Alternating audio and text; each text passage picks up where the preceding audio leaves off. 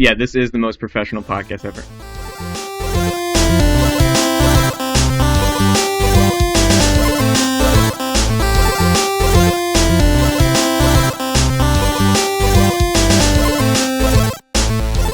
Welcome one and all to Object Podcast, a game dev show featuring members of the game maker community. My name is Lazy Eye, as always joined by my co-host Masetta, but for the first time, not Seabass.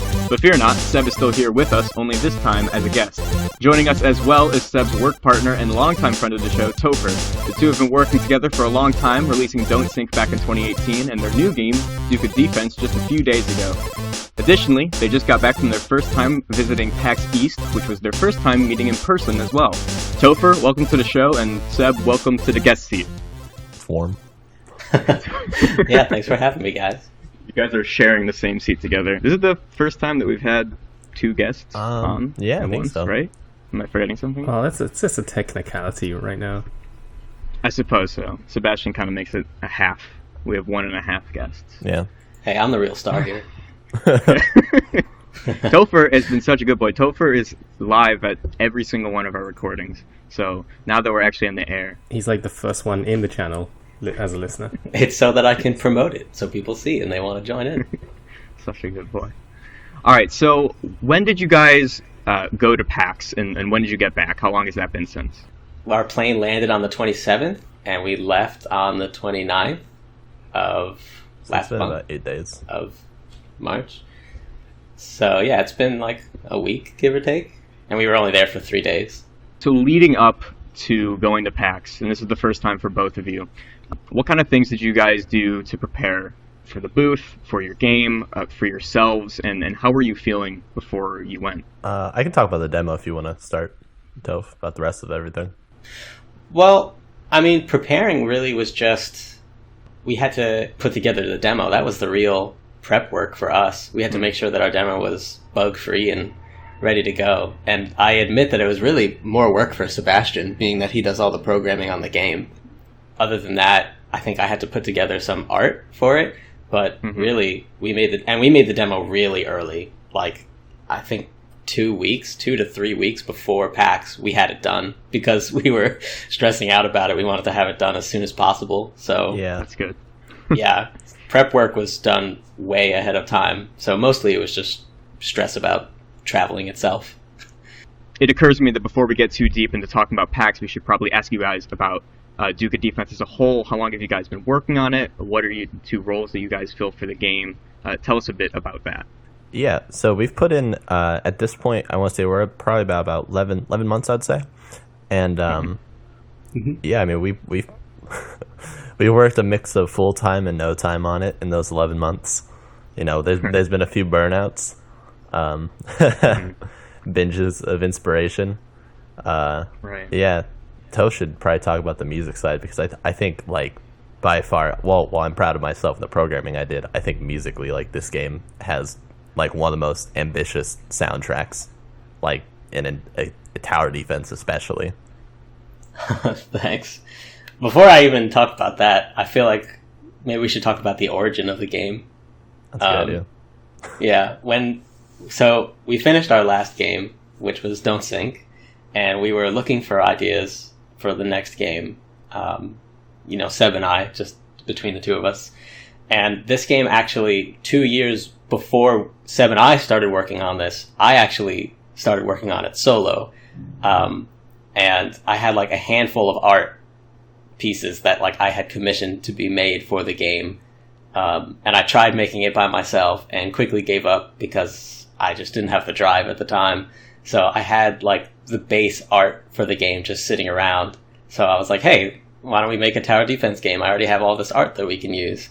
And that's how we ended up starting the game, was just picking up where I had left off from now about 3 years ago when I originally started the project. And all the rest of the art for the game was just me badly learning art as I went to, finish it up. Because we only had so much art. Yeah. So that's that. And then, yeah, the soundtrack, like Seb was saying, is pretty big, especially for a tower defense game. I think it's total, what, like 36, 37 songs? For Game Maker fans, there's 42 audio groups.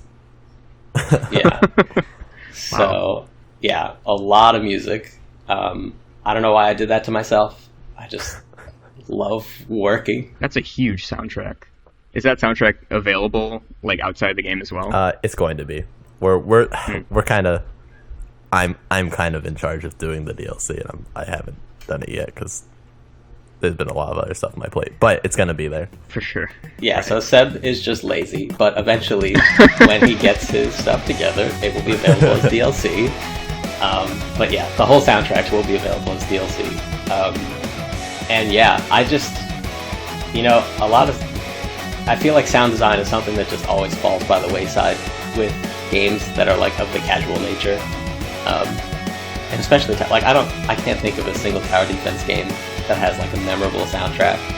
And I'm not saying that this soundtrack is memorable, but I knew that I wanted it to have a lot of uniqueness. I didn't want to be listening to the same song over and over again. So the game has 3 distinct areas with, 10 levels each, right, Seb? Yes. Yeah. It's mini boss in each. Yeah, so it's 10 levels in each, and 2 additional are boss battles. And there's 5, how many songs is it per area? I can't even remember now. It's 5 songs per area, and then every mini boss has a song, and then every final boss has the same song as the mini boss, but like a choir and some other touch-ups. We call them Omega tracks. Oh, right. We put like an orchestra. Yeah. Yeah, like we like touch them up to make them sound a little bit more epic. Right. So each area has 5 unique songs that are like scattered between all the levels. And then there's hub music, menu music, there's credits music, cutscene music, probably about like 4 or 5 separate songs. Yeah. Variations for cutscenes and stuff. So a lot of music.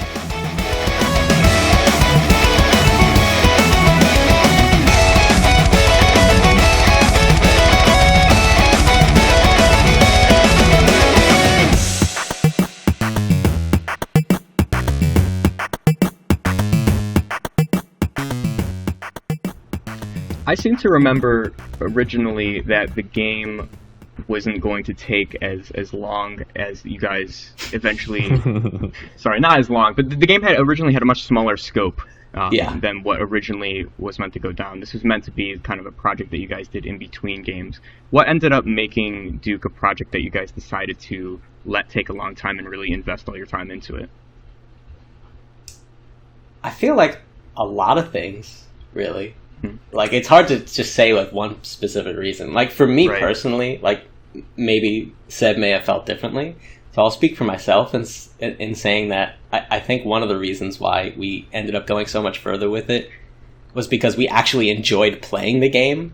Like, there was a point in development when we were like, okay, finally, we have, like, the core game loop is completed. Let's really test this out and make sure that it's fun to play. And to me and to Sebastian and myself, it really was a lot of fun. Like, we actually really enjoyed playing the game. So we just kind of ran with it way farther than we originally intended to, because we just were having so much fun playing it. We wanted to make it the best that it could be. We wanted to add everything we wanted. Originally, I don't even think a skill tree was in our original idea. No, it wasn't. Yeah, it wasn't. And we were just like, you know what? This game really needs a skill tree. I think something like, at least, I mean, this Toph's like full on first like big ol' huge project of his own. But like something I've done, and I think that Topher enjoys doing too, is like I'll take a game and go like, what is this missing? So I remember like we were probably like most of the way through the first hub of the game, so the first like 10 levels, and I was like, it's just not enough. And let's add a skill tree, because that's normal in tower defense games. But so I think that's kind of what led to the project being so big, was there's a lot of like, but like this is missing and this is missing, we need this, and just to kind of feed into that feature creep mindset we have. Like, we released the game and I was like, no, we need leaderboards, no, we need controller vibrations, and so I did like all that day after release, or 2 days after. When you say this is Topher's first big release, I know you two have worked together on quite a few different projects. What do you mean by this is Topher's big release? So like, while he worked with me on Don't Sync was like fully fleshed out before I even brought on an artist and a musician. And like Toph was exclusively the musician on that project, but on Duke he did all the writing, he's done all the music. He did most of the like pretty much all the bass design, and then I'd say we co-designed the rest of it. But like the level editor too. Oh yeah, he wrote the level editor, a lot of the like the original programming for like the trees swaying, so a lot of like the actual like initial vision for the art style, like that's all him. So that's what I was implies. Yeah, it's his first like this was Topher's project. With that kind of iterative design style that you guys were rolling with, where you were happy to continue to think of and add features as you went along, was there any difficulty for you in knowing where you had to draw the line? Because I've seen before with projects where people like to, they don't, it's not their style to write a big game design document and then follow it strictly. They like to add things as they go. But the pitfall with that is that some people just never finish the project then, and they just get lost in adding more and more things and making the scope so large that they can never actually see the project through. Was that a balance that you guys had to find, or for you was it just happily embracing each new idea as it came? I did want to say this before I forgot. I'm happy you asked that. We do have a game design document for the game. When we originally were like, okay, this is what we want to do. Let's put together a GDD. It's like 3 pages, though. Yeah, it wasn't very long. And the reason is because, like you originally said, I'm sure you remembered us speaking with you about it, that we wanted this to be a smaller scoped game. We didn't want this to be a huge thing. So our GDD was pretty small. And I definitely, for anybody listening, like I recommend making a GDD and following your plan all the way through. Yeah. Adding features as you go, generally speaking, is probably not the best way to go. One of the reasons being what you mentioned, which is that people end up not finishing the project because they just overscope. They add too many things and it just gets out of hand. Let's play devil's advocate. Like, if you think of a feature, midway through the game that you're something like, oh, this would make things so much better. Like, we should have thought of this before. Do you guys personally have a way of discussing or coming to a decision about whether or not it's worth it? Yeah. Or, because, surely with any game you make, I don't know. I doubt that there's many game devs that finish a game and they're like, this is exactly what I wanted. There's nothing I would change. There's nothing I would add. There's always ideas, but how do you guys make those decisions? Can I share what I believe is our process? Sure.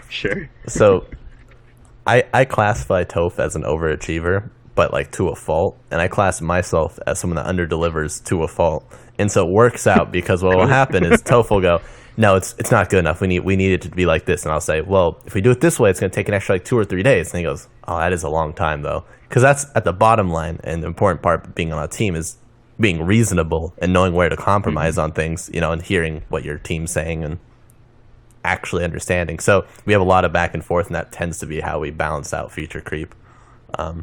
Unless I decide to go do something on my own. Because I'm doing the programming. If I'm like, I want to go do this, usually I'm just like, hey, Toph, I added this. And he's not ever mad about new stuff in the game, usually. So yeah, I mean, I definitely agree with that being our process. Like you said, I tend to push for going over the top, and Sebastian tries to keep it on the lower end. I think it's overall the lesson to learn here is that you have to think about how whatever you want to add is going to impact the end game of development. Like, what does this mean for way later on? Like, what are your goals? What are your dates that you've set, like your milestones? Is it worth being a month late? Yeah, is it worth pushing it this far? Like, okay, this sounds good now, but what does this mean for everything else in the game? Like, if you think of one more upgrade to add, well, what does this mean for every other upgrade? Does it illegitimize some other upgrade, or is this going to add too much development time? I think it's always an opportunity cost. Do you have a hard cutoff on date? So if you add a new feature, you're going to have to say, I'm not going to make this other feature, so it's going to be bumped off the list? So we had a hard date, which is February, which obviously it's no longer February. But a lot of stuff we just accepted on getting pushed back. Like, something important to mention in our development team is, being that we're indie and we're small, we're not running on a salary. Like, Toph has a full-time, like a web development job, and I have like consistent revenue coming in from previous projects. So between the two of us, like we can afford to like let things scooch out a little more than someone else might have. But I don't know. The general rule is that, like, and I think him and I would agree on this, is that we try to, like, just keep things as soon as possible while giving the player the most value. So if a feature is going to take 1 week to implement, but we think it's going to be a game changer and make people a lot happier, it's worth it. But if it's going to take a week to implement and people might not even find it, it was a waste.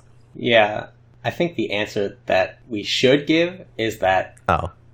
Well, no, that is correct. Everything you're saying, I agree with. I think the answer we should give is that, like, people should have milestones, and if you're adding a feature and you can still achieve that milestone by the date that you want it to, then it's okay to add. Like, if it means a little bit of extra work or putting in a few extra hours, like, that's not a big deal. And if it's going to push that date back, consider how much leeway you have with your other milestones, because that means you're pushing yourself further along in development. However, with Sebastian and I, it's like, it's like a beautiful dance where you're, like, also kicking each other in the shin every day to make the other person work harder, but also you don't want to get kicked in the shin. It's a really unique dance.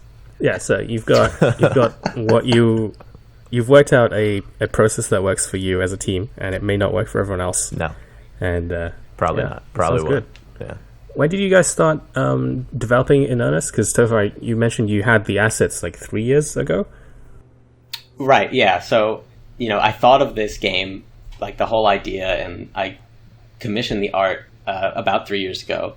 But about 11 months ago from now is when Sebastian and I decided to take that base project that I had started and go with it. Yeah, that's not a bad time. I mean, you hear a lot of indies who've worked on games for like 5 years, which just blows my mind. Really, it's like how even longer. How long did Iconoclasts take? And does anyone know? Wasn't it like, I want to say 9 years? Oh, wow! I'd get bored at 1 year. Can you imagine working on a game for that long? Yeah. Same with Owlboy, right? Oh God, no. It's like your whole engine and all the tech just completely changes in that time. Right. Right.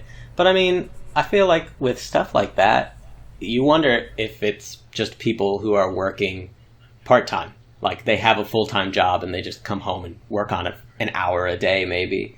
Whereas, Sebastian and I dedicate much more than an hour a day normally when we're in our crunch time dev cycle. So it's also worth mentioning that, like, the previous experience we have, I think, makes us pretty good at, like, delivering consistently. I actually realized, I checked, Don't Sync was released, I think it was April 5th or 15th last year. So I've been on this almost yearly turnout schedule for like 3 years now, consistently. I think it's also just knowing how to balance yourself. I think that's, like, definitely the hardest part of getting started with game dev, is going from, like, oh, I'm making this for fun, to, oh, I need to, like, remember where I was at and keep a schedule and finish this feature and not get sidetracked. That tends to be, like, how we'll work, is let's add this, and that's all I live and breathe until it's done. If it's going to be a 13-hour day to implement it, like, I'll sit there and do it. But then I'll do nothing for like 4 days. So let's talk about this level editor that you guys built, because I understand that you had a custom level editor for the game that was built in Electron instead of GameMaker. Topher, do you want to tell us a little bit about that? Sure.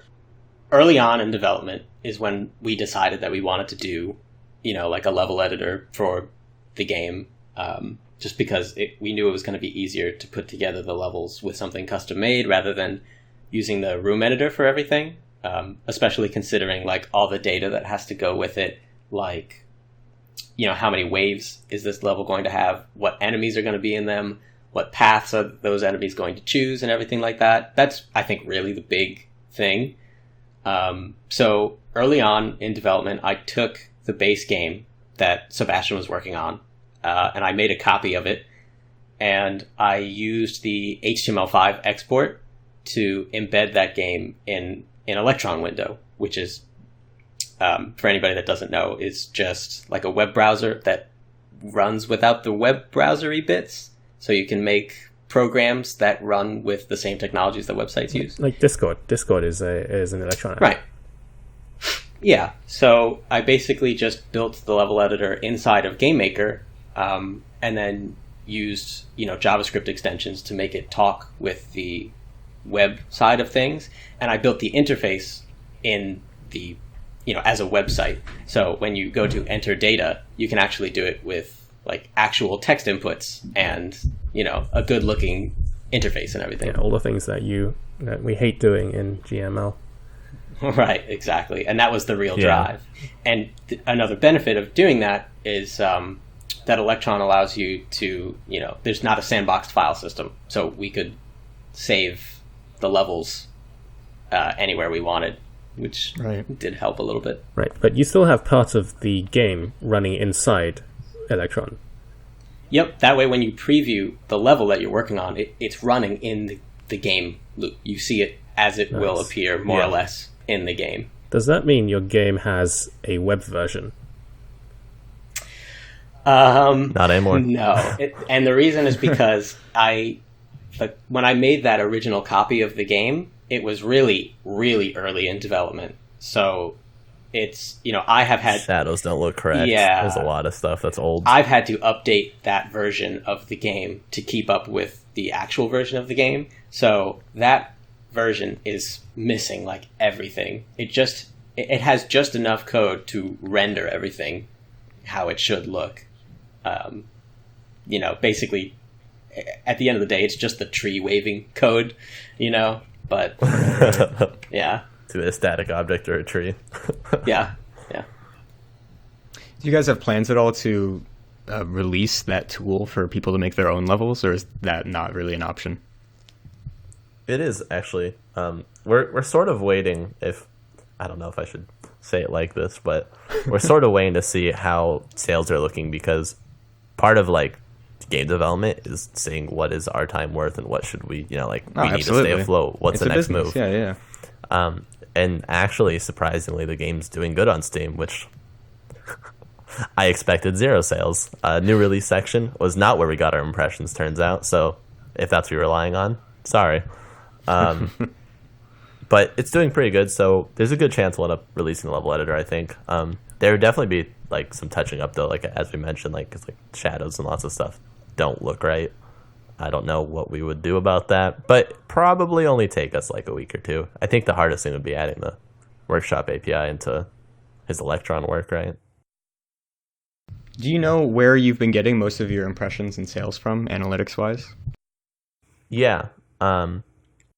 Interestingly enough, it's been mostly the tags page for us, which makes sense. I mean, it's a tower defense game. It's a little niche, but it's like 37% of our traffic, which is the largest chunk of it. It was that, and I think it was like games similar to this. But I think like surviving on Steam nowadays is about being in the right genre. So like I'm sure you heard me say it before, Lazy, but ARPGs, tycoon games, any simulators, those all do fantastic on Steam. There's not enough of them for how many people are consuming them. It does seem like tower defense games, there was definitely an audience for them, especially based on those analytics right there. And also anyone who I've told about the game, like what they take out of what I tell them is they're like, oh, a tower defense game, cool, I want more of those. So it is interesting that we don't see as many of those, and it's cool to hear that the analytics kind of back up that theory that it's just a genre that has an audience that's waiting for more content. Yeah. An important thing too I've noticed from like a few of the reviews and feedback I've gotten is that, not to like toot our own horn, but I think Duke is like by far like one of like, I would say, cleanest delivered tower defense games, like in terms of like it's very polished. Like we made it a point not to like overwhelm the player with like a billion different types of enemies and towers. Like it's simple. It's just like it's what we wanted out of a tower defense game we never got. You're on the top of so what? you're on the top of the new and trending for tower defense games right now. But you're saying you don't get much traffic from new and trending. No, we don't get a lot of traffic from new releases. Which is where your game goes for the first 2 seconds before the other 60 games released that day. Okay. You're at the top of the new and trending section for tower defense on Steam right now. That is super cool. I didn't know that. That was really another session. I think that's like 15 or 20% of our traffic was there. That'll probably grow. Yeah, but we've seen consistent sales for a few days, which is, for Steam, is crazy. Like, you either make it or you don't. So, good news for us. Yeah, I do want to say that, like, a tower defense game is pretty difficult to market. Because like when you share like GIFs and videos of your game, you know, you want people to check it out, and you're like, hey, you know, look at this thing I'm developing. You know, you normally share GIFs and videos of the most exciting parts of your game or the most eye-catching parts. But being that our tower defense game is, you know, more of a casual nature, it's tower defense, you know, it's not the most fast-paced game in the world. It's hard to get these moments. Like, you can't really share, like, it's a co-op game, right? That's a huge draw that you can play it locally with a friend. And, like, one of the funnest aspects of the game for me is, like, that sense of teamwork and camaraderie. Like, you know, it's awesome to, like, you know, destroy these levels with a friend. And there's no way to capture that. You know, there's no way to convey that feeling in a GIF. When people... It's a sense of building up these towers and having a pipeline for going through enemies. It's this whole, like, sub-progression in the level itself. And, like, yeah, like you said, the camaraderie. Yeah. We've had some, like, dad and son and, like, father-daughter responses and stuff like that. How do you market that on Twitter? Yeah, you know, people, when they are, you know, retweeting, liking, sharing, upvoting, they just are interested in what catches their eye right away. And, you know, it's not the consumer's fault. It's just that's the way that we consume our media now. It's just whatever is the brightest, flashiest thing, that's what draws our attention. And so it's been pretty difficult for us to market it, I think. Yeah. You guys have a publisher, though it's specifically for your Nintendo Switch version. What's working with them been like, and what kind of help have they offered you guys in terms of some of those difficulties with getting your game out there? Well, I want to say it's worth saying that they are technically helping us with all of our releases, but more exclusively with the Switch port. Gotcha. What was the last part of that question? Well, I was just going to ask, like, what kind of a role do they play in your development? What's it been like working with them, and, you know, how have they helped you guys? I'll let Toph get that one. Well, the most recent example is taking us to PAX. They organized that booth. You know, they put it together. They printed out a bunch of promotional media, like these cool, like laminated cards that people could take, and they had buttons and stickers, and there was a huge banner at the booth, and it was really awesome. But other than that, they do share on Twitter. They are in touch with like Twitch streamers and influencers, I guess is the word now. And they, you know, they say, hey, here are some keys for the game, play it. They have their own Discord server where they chat with these streamers and also, you know, people that play the game. So they are helping us by reaching out to people directly. So speaking of PAX, you know, we've already talked about how you two have a pretty good working relationship, and you're also just friends, and you've been working together for quite a long time. But going to PAX marks the first time that you two were going to meet in person, which in itself is, you know, nerve-wracking and, you know, exciting. But on top of it, you're about to be presenting your game at a massive convention. Like, those are two huge events to be happening side by side with each other. When you were both on your separate plane rides over to Boston, what kind of thoughts were going through your heads, and what were you expecting when you were going to meet the other person? All I can think of, Toph, is the texting. What? We were texting before we saw it, like when we were landing.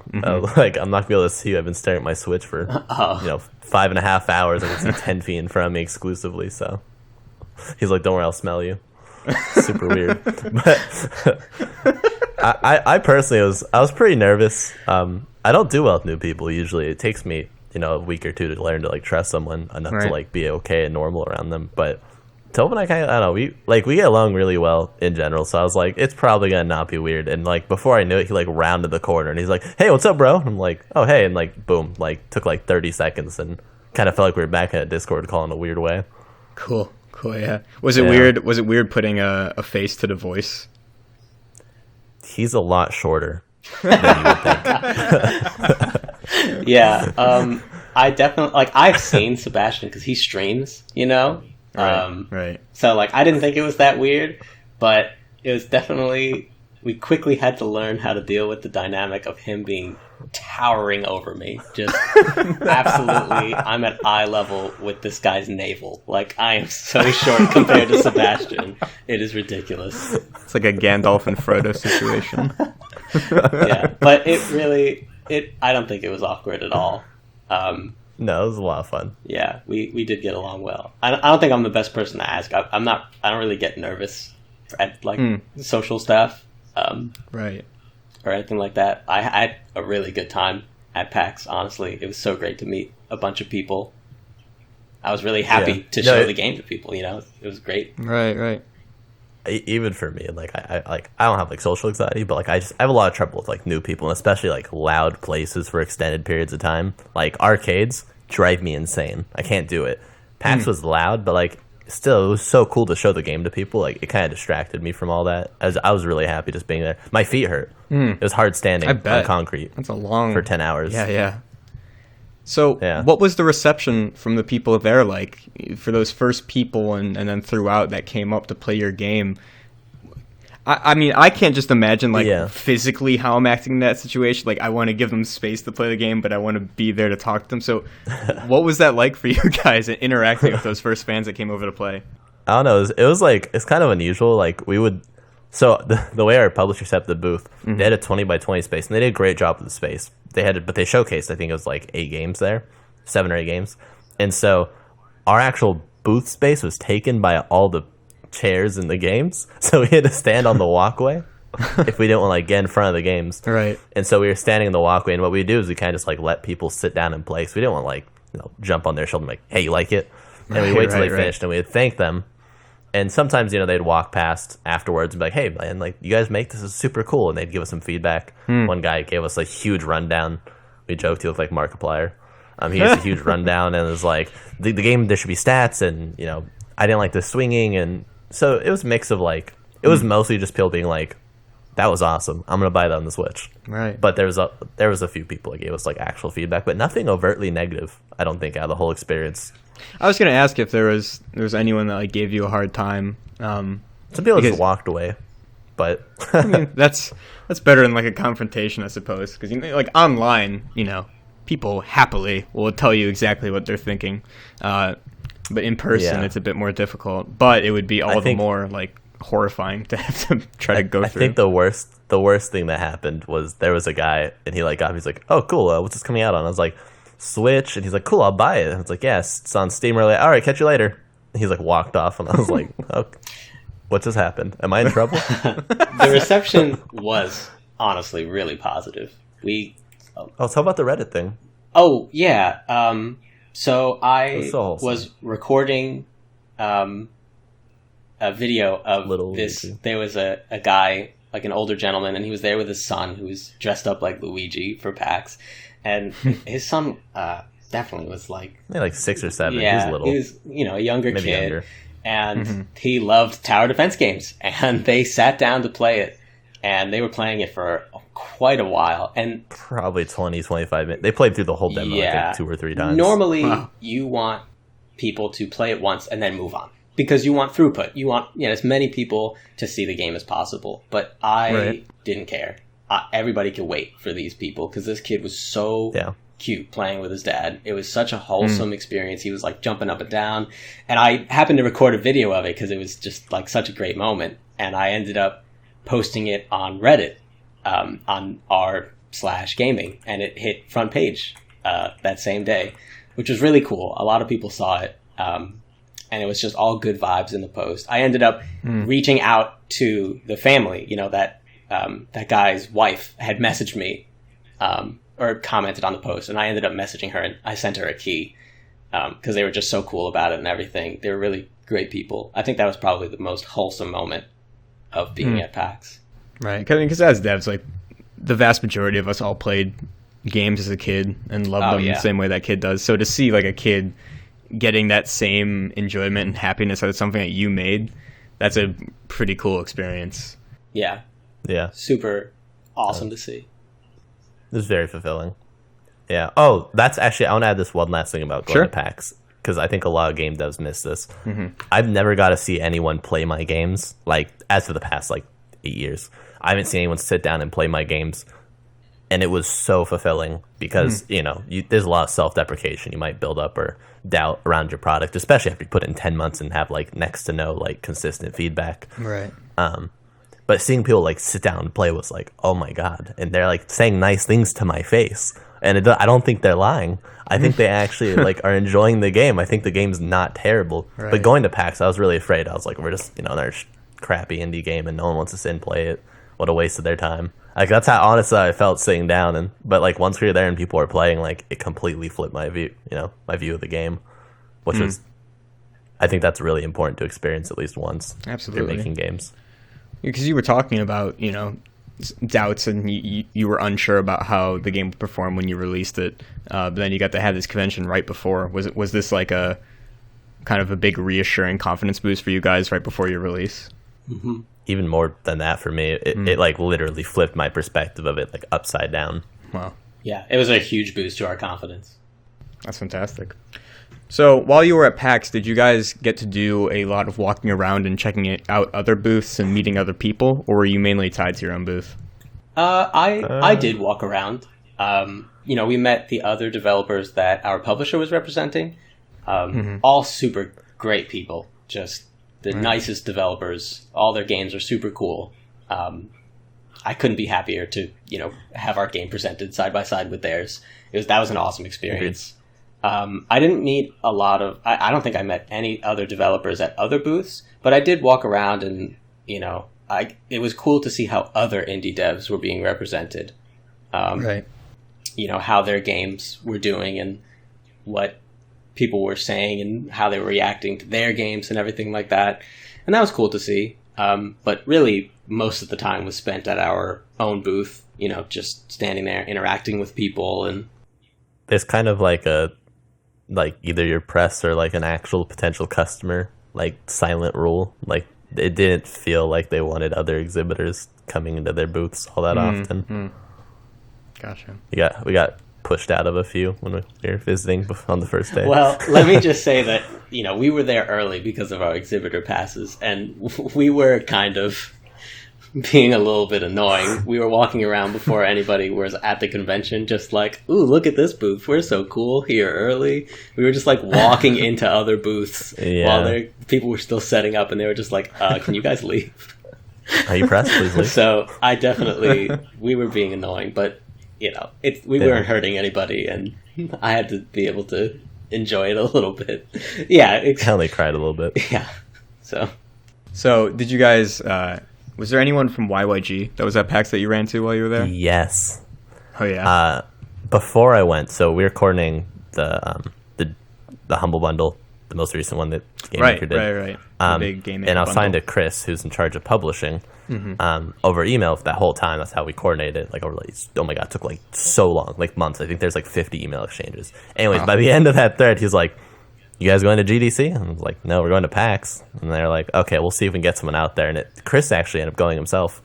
It was really cool. He just like walked up, I think, in the middle of the first day. I was like, hey, are you Sebastian? And like we just, like Topher and I talked to Chris for like 2.5 hours, I'd say. It felt like a long time. Wow. Yeah. That's great. But we just stood there and... He is the coolest guy. Yeah, honestly, like I've always liked YYG, but I've never met anyone. So it's kind of like I assume they're cool. No, Chris was fantastic. He was hilarious. He didn't obviously give me any like super exclusive details, but I think because like he's honest with us. Like he's like I just don't know. Like that's not my department. Right. Of course. They don't just tell me everything, obviously. And I'm like that does make sense. That is not your job. But he explained a little bit about YYG publishing to us and kind of the story behind it and what's really going on and like kind of but like he was really honest and really. He's just really sincere. The whole conversation is very sincere. He seemed excited just to go see other like people using Game Maker. That's super cool. It reminds me, I'm happy to tangent on this, that as we're recording this, it was just a few days ago that the massive GML editions in 2019 blog post was revealed.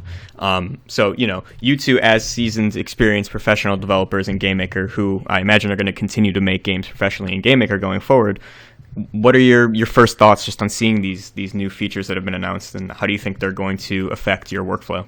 So I watched your thing with Sean Spalding, Lazy. Yes. Because I understand like how to like add a function. Like I get those things, Right. but I didn't understand all of what they had listed, like lightweight objects, like the constructor setup or whatever. I was like, what is this? Once I saw you explain it, I was like, okay, I get it. But I'm glad it helped. It's pretty accurate. Good job, thank you. I was very nervous to record that because if you gave wrong information, Sean had said it was like 2 minutes after the blog post went live, and Sean mentioned in the Discord, he's like, I want to make a video, but I don't feel like I know enough about it. And I jokingly just said, like, collaborate with Object Podcast, and then it just happened like 10 minutes later. But but I'm glad that it could help, because the reaction that we've seen the most from the community that I saw on Twitter and the GMC and everywhere is a lot of people saying, this sounds exciting, and I can tell that like higher level programmers are excited, but I don't get it, and I don't know why I should be excited. So, and it really is exciting news. We don't have to delve into what all the features are. If you want that, you can go read the blog or watch that video. But now that you understand a little bit about what these things are, and Topher, I'm sure you know these features well because they're very prominent in JavaScript, which you use a lot. How do you see it affecting your work going forward?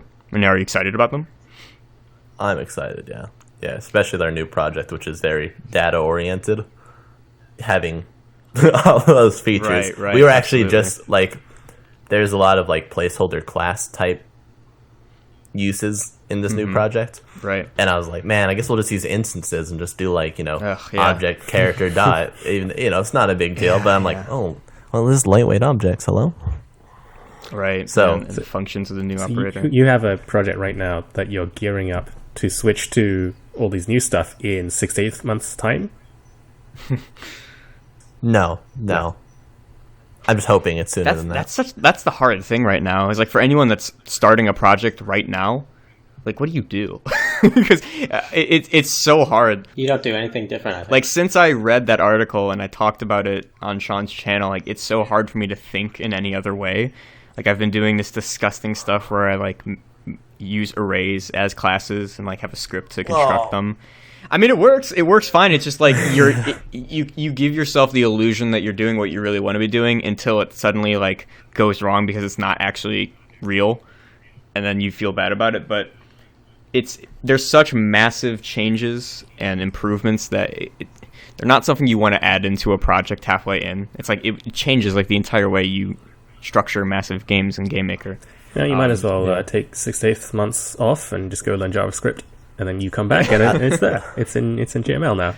Well, I was gonna say like maybe the end, like you just have to scope your next project to take 6 or 8 months, so you're not, so your next project can line up perfectly with that. Because, I can't imagine writing in GML with those features available and not using them. It's gonna be tough.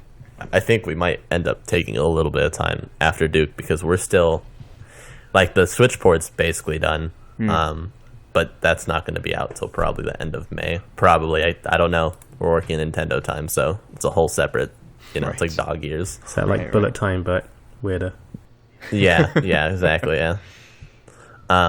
So, but like, if the Switch port goes decently, like, and we also want to do Xbox port and all that other stuff, I'm pretty confident that Toph and I are going to probably take a few months off because, I mean, we're like end of our ropes burnout, and then he just started working like more hours on his day job. So you mentioned that you guys, like felt some burnout during the project. There was like a few times where Duke Defense was in full production and then like halted production for a while. What were some of those things that prompted that burnout, and how did you guys deal with it? Why don't you go first, Toph? Because I feel like we have very separate issues for why each of us get burnt out. Well, yeah, we definitely do. And I think it has to do with our roles in the project. I don't know if it's been mentioned yet, but Sebastian does pretty much all the programming. Any of the programming that I did on this project was before we started working on it, and then all the programming related to the level editor. So, that's his thing. And then I do the art and the music, aside from the level editor. And the writing. And the writing. So I feel like my burnout came from, it was like creative burnout, because the soundtrack is massive, and I had to figure out how to, I learned how to do art during the project so that the project was possible. I don't consider myself to be that good at art. It would take me so long to do the art for the game because I just wasn't that good at it, so I would make something and then scrap it and then do it over. So a lot of my Burnout, like, there were like a few weeks where I was just like, I can't even do anything this week because my brain is on fire. Like, after writing like 3 songs, learning how to draw 10 different sprites, and then writing more of the story, I was like, oh, Jesus. So it was, for me specifically, it was really just like going really, really hard for a time and then burning out for like a week or 2 and then coming back. For the next project, do you know you want to do anything differently? And this isn't even really necessarily just a question for specifically avoiding burnout, but I know the game just came out and it's doing pretty well so far, but as an almost post-mortem, what have you guys learned from this project, and what do you hope to carry into the next one? Seb, do you have anything before? Yeah.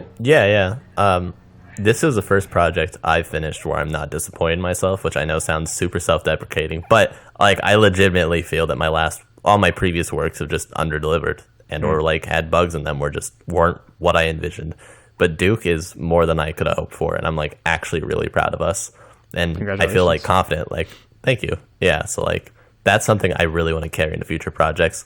I just need Toph to beat me into shape every step of the way, but it works out. So yeah, I think one thing going forward for me personally is to just, pace myself with creative pursuits.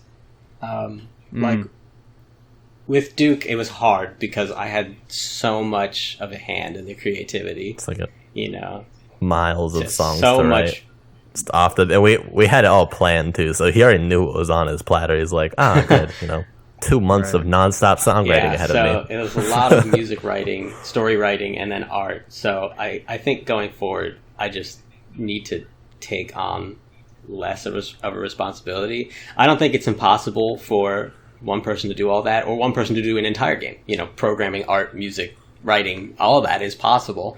But the scope of games that Sebastian and I make, or really just the time frame in which we'd like to make them, it's really tough to do all that. We took 10 months, 11 months to make the game, and we'd like to have a similar timeline for our next project. So I think it's important that I don't do as much. I think what really a good lesson for me is that we need to have a third person to do the art, at the very least, to do the art, especially because I'm not confident in my ability to do art for a full game. I didn't do all the art for this game. I had a base to work off of. So he did like probably 90% of it. 75. All right. In terms of design and the next project itself, do you guys already have plans set for what you're going to be making, and do you have anything to share yet, or is it still very much up in the air? We have like a 20-page DDD. We have a website. We have a code parser. There's a lot of stuff. Actually, a lot of stuff put together already for the next project. But this next one is Seb's. We kind of have been taking turns, like, okay, Seb came up with the idea for Don't Sink, and that was his baby, and then this one was mine, and now it's back to Seb's turn. So this one Seb came up with is his thing. I don't know if we're ready to share details about it. I leave it up to you, Seb. I can give a really light run of like top level what it's about. Sure. It's a tycoon game. You manage heroes. It sounds really simple. That's because it's meant to be. If you want to think of it sort of like, you know what? I can't really make a comparison because it's not meant to be built off of another idea. But a key aspect of this game is that you start small, you go bigger. So you might start like street level crimes. You work up to like managing, Godzilla-esque. Have you seen One Punch Man? Yes, think of that. Yeah, like the Hero Association. Like that. Yeah.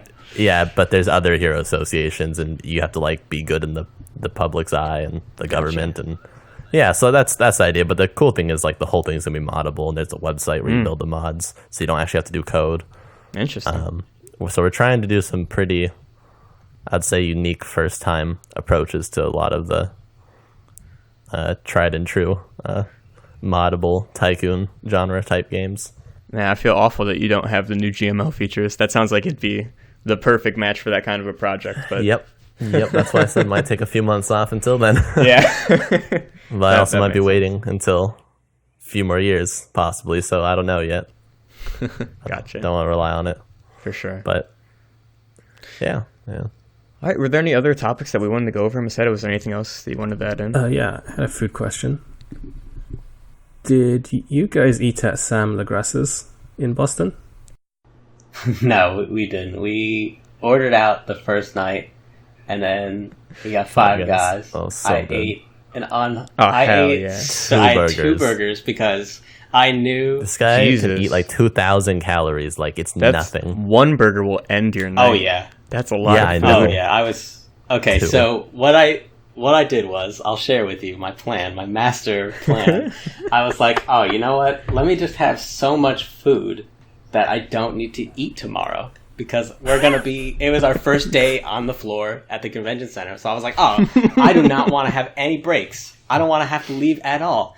And it worked. I ate enough food to feed a small village. And then the next day went to the convention, and I had no food until like 7 or 8 o'clock at night. No, it was like Wow. it was like Yeah, 8, yeah, 8 or 9, and we went to Olive Garden and got dinner. Yeah, I took Toph out to It a was romantic dinner. beautiful. I told him, I was like, let me get you Olive Garden. We went through so much to get a lift to Olive Garden, but we Yep, made it. and then we had Oh, the best part I have to add Okay. to the story. Yeah. So we step out of the lift to get to Olive Garden, and next to Olive Garden there's an Applebee's, which is like a running thing with Toph. Me at Applebee's is just fantastic.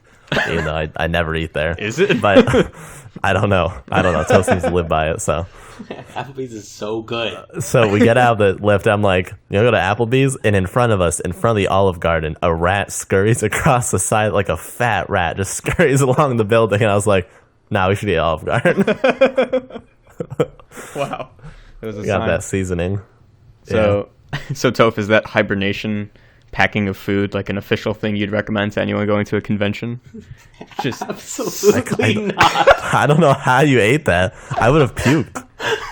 No, I am just weird about food. I'm kind of a picky guy, and I also He's so picky.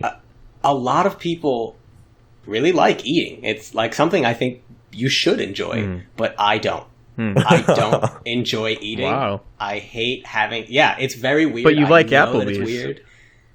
Oh yeah, there's some food that I definitely do enjoy. Like when we ordered out, like I really enjoyed eating it, but I don't like having to stop doing something to eat. That makes like sense. It annoys me. Like when I have a full day of work ahead, I will normally eat a lot so that I don't have to stop. And this was an example of that. Gotcha. Okay, that makes sense. Well, wait, can we circle back real quick, Maseta? What the hell was your question? You asked about some like specific restaurants. That was a Was pretty there a- that was a pretty good place, pretty good sandwich place in Boston, which I recommend to everyone. It's Sam McGrath's, and they make really great sandwiches. No, unfortunately we didn't. It's worth saying it was scary being on the street for too long, at least for me. It was loud, and there's a lot of movement. Are you not used to big AK-47 cities? sounds when you cross the street. No. Oh, yes. So they have the voices on the Oh, are you talking about the crosswalk that where- goes like that noise? Yeah, my town but has in those. Boston, it sounds like actually like a gun. It's like, da, da, da, da, da, da. And you're like, oh my jeez. Yeah. It gets your attention for sure. Yeah, but didn't like that. That was not fun. There's a Oh, lot the of- best story. The best Yeah. thing that happened at PAX. There was a guy that came. I don't know if you were there, Seb. I can't even remember now. But there was a guy who played the game, and after he was finished playing the game, I was like, "Hey, thanks for playing." And he was like, "Oh, is this your game?" And I said, "Yeah, I'm one of the developers behind this game." And he said, "Oh man, it's a really cool game. Can you sign this thing for me?" I was like, "You want my signature?" Like, I didn't some know this. small time indie. Okay, so he pulls out of his backpack a box, the original Spore game by EA, and he pulls out this game and it's got a bunch of signatures on it. And he says, "I'm asking all the developers that I can find at this convention to sign this box of Spore." And it was the strangest thing that happened the entire convention. I was like, "What is this? He pulls out a Sharpie and he said, sign my copy of Spore. Yeah, I signed it and I took a picture with him. I was like, this is hilarious, dude. I did see this. I didn't realize the story, though. Yeah, That's that was awesome. the story. And he was just like a funny kid who was just like, yeah, this is a copy of Spore and I want people to sign it. So that was fun. So that was another story you mentioned before we started the podcast, which may or may not make the final. Can I wait? Will it ruin your story if I say how you asked if you could tell the story? No, you can say. Topher, before we jump in, he's like, I just have a quick question. Can I say the word porn star? We're like, I mean, yeah, but why? So now we get to find out. What I don't know this story either, so. None of us You do know it. And once I say it, Seb, you'll be like, oh yeah, that. So after Sebastian and I had a romantic evening at Olive Garden, Sebastian and I climb into the back of this lift, and the Looks like a dude, cue ball. it was like not like an old guy, but an older guy, and he saw our badges, I guess, and was asking us. He was like, "Oh, did you go to the convention today?" And we just were talking about the convention and stuff, and he was just like, "Well, you guys got into the right lift because I am also a game developer." I was, and he started telling us about. Have you heard of this app? I think it's called Trivia HQ, maybe. It was it was like a live trivia with like a live host. Oh, the thing. Yeah, Yeah, no, like that a thing's huge. Yeah. It's huge, yeah. So he was Everyone plays like, that, I'm yeah. trying to make that, but better, and integrated with Twitch and all this stuff. And we were like, oh, that's cool, man. That sounds like a cool idea. And he was just telling us about it. And then he was just like, we're always looking for more people to help us out, and like I got his card, and he was just like, "Yeah, we might need like sound effects and stuff. You do music." I'm I just want to waiting say to the entire time I was like, Toph, this guy's not legit, but I'm he's too like, trusting. Toph just thinks everyone's there for him. Well, it's when you're in an Uber or a Lyft and your driver is like, it's hard. You don't want to. They're driving you, and you just don't want to be a jerk. Oh So- no, we were being nice. I mean, like even when we got out of the car, Toph was like, "I'm gonna hit right in the email." I'm like, Yeah, Toph, have I you never was- been in a Lyft, my guy? I've been in so many Uber rides. We're like, "Oh, you're also starting a business. Have you heard of my pyramid scheme?" I mean, Please, if anybody meets me in real life, please like know that it's really easy to take Please advantage of don't my trust exploit me. because I am very trusting. we're I looking just for a like small want. investment. I of carry my $5,000. wallet in my back right pocket. I will not notice if you take it. Please don't take. I just my want to wallet. be friends with everybody. So like when somebody is interested in me and they're just like, "Hey, do you want to do this thing with me?" I'm like, "Yeah, oh my god, yeah, let's be friends. I would love to." So okay, How does this story Okay, so- end, though? okay, so he gives me his card. And he's just like, you should send me an email. Let's stay in touch because maybe we could be business partners. It may be beneficial for both of us. So, okay. Get 4 follows on Twitter. I get back to the, the apartment that Seb and I were staying at together, and I emailed him right away. I always make it a point to, if somebody wants to do something in a professional capacity, I'm on top of it. So I email him right away, and I'm just like, hey, just following up from our drive. This is so-and-so. And he emails me back. And he's just like, hey, do you have a second to call? And I was like, okay, sure, I'll hop on the phone with this guy. Because I trust him, obviously. He's just a stranger I just met. Meanwhile, So I I'm get on shouting, he has 4 followers. He's not worth your time. I'm looking at his Twitter right now. Sebastian just wants to, like, play games and watch anime on the couch for the rest of the night. But I'm like, no. no. I have to talk to this stranger we just met. It's important. So I get on the phone with this guy, and he explains, so I'm doing this thing, but I also want to do this other thing that is like a trivia app, but here's the catch. We want it to be hosted by a porn star. And I'm friends with a porn star who has like 80 million followers. 20 million. It's 20 And million. He said the so many times idea in the car. Yeah, Stormy is Daniels. that like she's gonna dress up in lingerie and be the host of this trivia app, and I want you to be the sole developer of it. And this was on a phone call.